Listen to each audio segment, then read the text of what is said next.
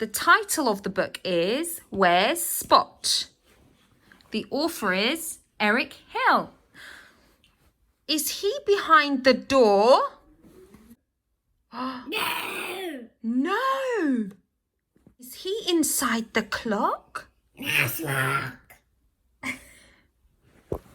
No. Is he in the piano?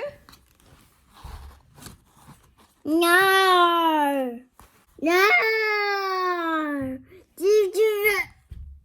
Hippopotam var. Hippopotam var. There's a little bird and a hippo in the piano. No. Is he under the stairs?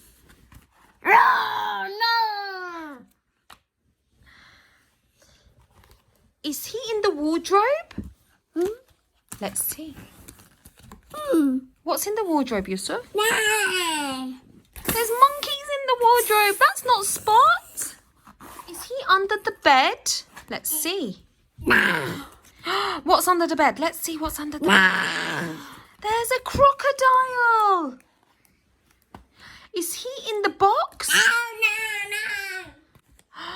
There are penguins in the box. That's not Spot. There's Spot. He's under the rug. No. Try the basket.